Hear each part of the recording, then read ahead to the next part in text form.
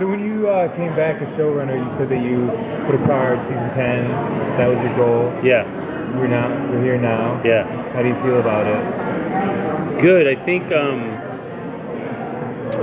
sort of the original sort of plan I had is it's still working, but we've had to sort of accordion it a little bit, given that the show keeps on firing.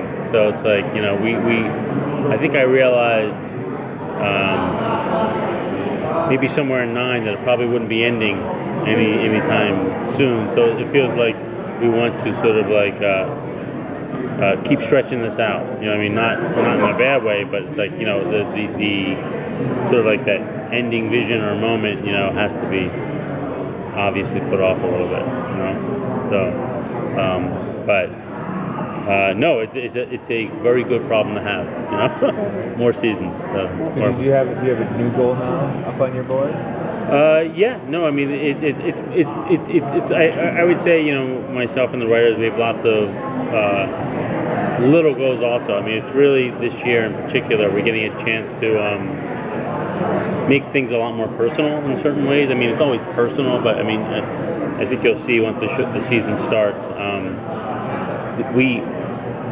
I think in years past, sometimes we've like sometimes slapped you in the face with what the mythology of the year is going to be, you know, which is great. It's, you know, this is going to be a quest for this, and this year it deliberately builds a little bit differently. We're putting some blocks in place that I think hopefully will have a pretty big impact by the time we get there.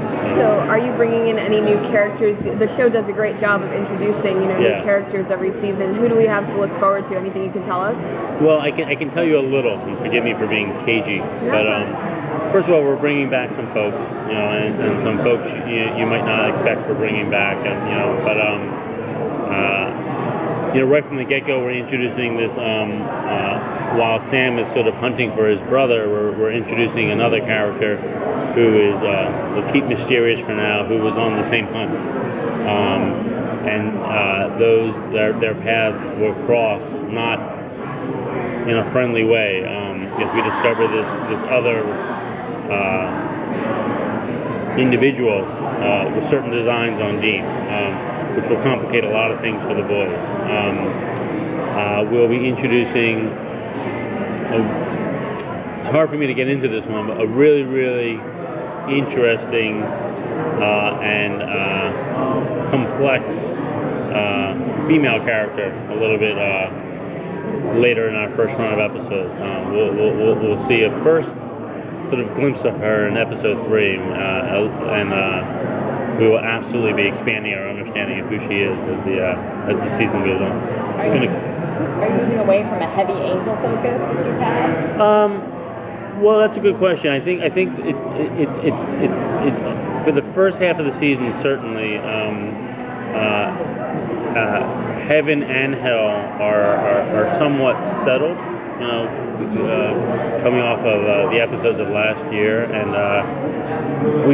we have a heavy angel presence in terms of the characters we're seeing, but we're not focusing so much on war or not war in heaven. You know, heaven, pretty much, the angels up there are basically trying to get their act together. You know, so, How did you come up with what made you decide to make Dean a demon? Like, how did that develop and come about? Because, you know, in the end, the season finale 3, there's that moment, well, during season 3, the moment where he says, you know, you're going to die and this is what you're going to become, and he's got the black eye. Mm-hmm. Is that why? Did you reference, you know, did you kind of go back, or was that, how did that Well, we absolutely understand that's part of the mythology or canon of the show, but it's, you know, it's very much tied into the Mark of Cain, you know, and what he saw wasn't necessarily what we expected to see here in season 10, in that the demon that Dean is not a typical he's not being possessed by anybody. This is his own soul has been twisted by the Mark. So even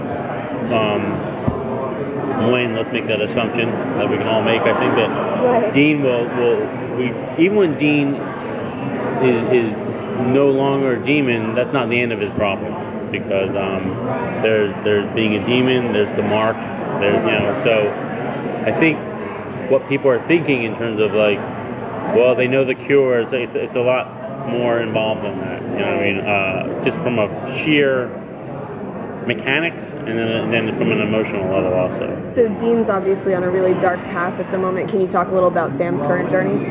Yeah, I mean, I think one of the things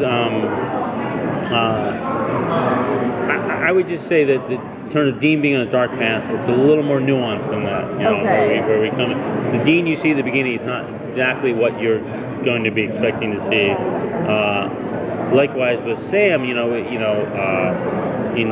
season 8 there was that sort of very definitive moment when Sam said that he didn't look for his brother. Right. And I think the events of the last couple of seasons, particularly where they ended up at the very end episode when they came to sort of this understanding, which for me personally felt, I mean, they've had a lot of understandings over the years. This felt resonant in the whole "I'm proud of us," and just like, Sam had essentially said to his brother, "I understand you may die, and I'm okay with that," which is something, it was a complete reverse of where they were at the beginning of the season.